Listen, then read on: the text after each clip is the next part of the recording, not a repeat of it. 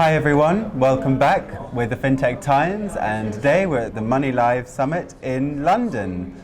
Right now I'm joined by Silvia. Silvia, hello, how are you? I'm very well, thank you for having me. Thank you, and are you enjoying the summit today? Yeah, fantastically, and a beautiful backdrop and this wonderful London weather which we normally don't have, and favourite topic, payments. I don't know what you're talking about, the weather's always like this in London.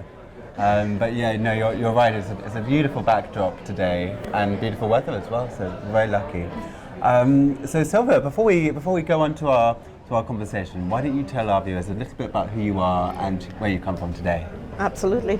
So my name is Silvia Mensdorff-Pouilly. I'm the head of banking and payments for Europe for FIS. FIS is, I would say, one of the oldest fintechs around. And we've been there from the get-go. And the really interesting thing when you look at FIS is we cover banking, payments, and investing, and it's really about how we make it easy for the world to do all of those things. That's a very, very good answer. Thank you very much. So you touched a bit upon about how you're one of the oldest fintechs in the game right now. And of course, being one of the oldest, you've lived through so many different challenges in the industry and so many different changes in the industry, which would give you a very specific advantage in your business agility.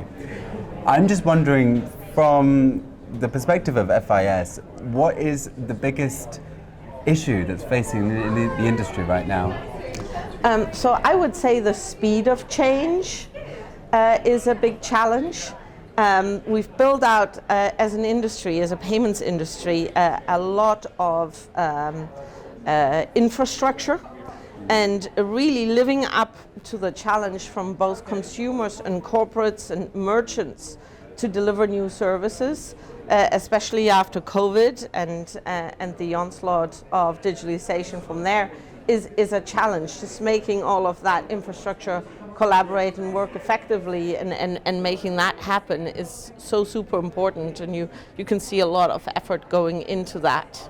Well, that's really interesting, and I think it's sort of a central theme of what's being discussed today at the summit is these like the forefront of the industry and what it's tackling. Are there any innovations specifically that you're seeing that are working to tackle these issues? Yeah, so one of the things obviously that we have is all about data.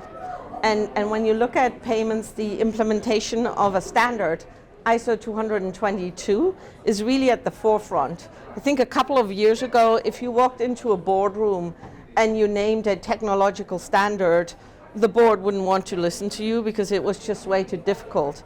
But the impact that the standard can have on the efficiency and also on the business models that we can all build on top have meant that even in the boardrooms, people now understand that this is a key standard to adhere to.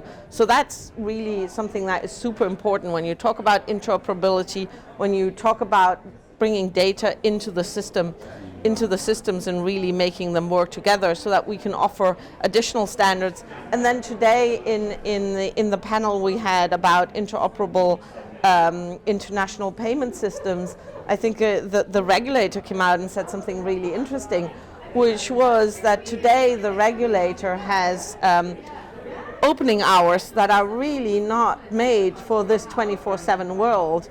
And so the regulator was coming out and saying, hey, as a regulator, we're really considering changing those opening hours. And really the discussion around regulators of having regulation that aligns globally is something that is going to be really key for us to accelerate and deliver the services that I know we can. Well, that's very, very interesting, and I think it's one of the points that this event is really trying to accentuate, which is the idea of this sort of 24-hour round-the-clock ecosystem. You know, financial services are very, very different, almost in a complete field of their own. When we think about innovations and the products that are on offer. Just touching again on that, the idea of innovation. Are there any innovations that are happening right now that you're really excited to see? Absolutely. So one of the things that I'm really excited about is the embedding of finance. Before, when you were doing something as a consumer or a corporate, you really had to step out, and the financial services that you needed were almost in a realm of themselves. But what we're seeing now more and more is that actually the finance is being embedded into the customer journey, whether that is a B2B, a B2C, or even a C2C journey. And when I say C2C, I mean consumer to consumer journey. And that's just making it a lot easier, a lot more seamless, so that you don't have to step out. What I would say, though, is everybody talks about these services being frictionless. I would say it's really important that we make them friction right. Because you can imagine when you're doing something really, really important, you want there to be enough friction for you to actually authorize that piece. And you know, when you look, for example, at buy now, pay later, which is a great example of embedding finance more and more, I think there is where we need to kind of help consumers think about, do I actually want to borrow this money? Do I actually have the money to buy this at this stage? And I think we're going to see the regulator step in and introduce a bit more friction. So as we move into this embedded financial world, financial education of our consumers is going to become more and more important. And for example, at FIS, we actually run a stream where we're going out into the community to help schools and other institutions financially educate consumers and children. Well, it's really interesting that you mention regulation specifically in terms of the checkout, because we've just had the implementation of the SCA in this country in the just earlier this month, in fact. Yeah. So that it's really interesting how you mentioned that and brought that to light. I think you're bang on the money with things like embedded finance. I mean, I think that really is the future of where the industry is going. But do you think, you know, and you mentioned also the things about buy now, pay later schemes. Do you think that's going to really impact the way that people are using their money? I think so, absolutely. And it's going to basically make it much more efficient for people to think about their finances. If you think about it, and actually we've done some really interesting research, and the pandemic had some bad effects and some good effects. And one of the effects it had is it gave people time. And so even though it had some really horrendous effects on some people's finances, it's actually given people time to look at their mortgage, to look at their pension, to look at whether they want to invest or not. We've actually seen the amount of people getting involved in actually investing money double throughout the pandemic, and that was just because people had time to kind of dig into this. And so we think money is such an important part of being able to effectively collaborate, and having a better education around that is going to be super important. And then the accessibility of the services through embedded finance is going to just mean that we can get more and more people to actually participate effectively in managing their finances. Well, no, absolutely, and I think it's a very, very exciting time to see how fintech and more specifically paytech as well is going to really branch out into the wider world. And you know, when you come to events like this, you really see how that's going to play out in a practical sense, which is why it's so exciting to be at events like these. And you know, it would be really foolish of us to have a conversation about the modern day fintech without identifying the growing calls in the industry to be environmentally friendly. I think especially, and you must have seen this at FIS, of course, I mean, the demand of the consumers for providers to really put their money where their mouth is has become louder than ever. I mean, what's your thoughts on the role of the financial services industry in the environment?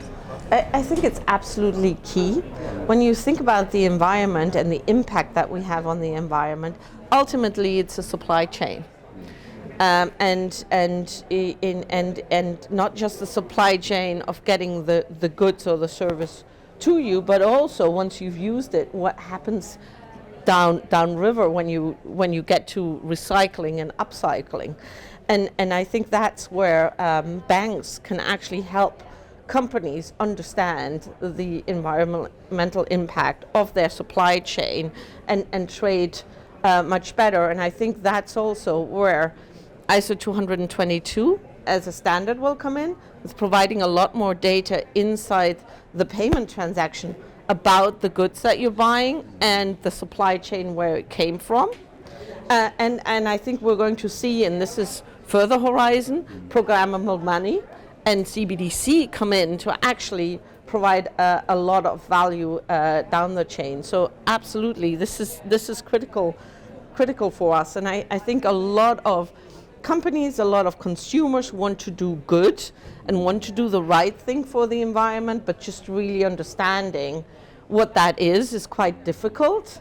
And for the industry to step up and provide that additional information over time is going to be crucial, and it's going to be a huge value add for ourselves, for us as an industry, but also for the planet.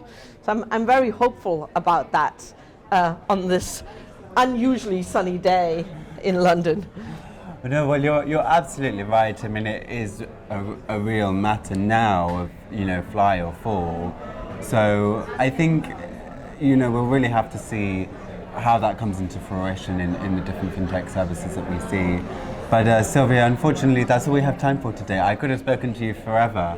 So, but thank you so much for taking the time to speak with us today. And thank you very much for your insightful questions. It's been a pleasure. Thank you, and I hope you enjoy the rest of the event. I will, absolutely. Thank you. Thanks.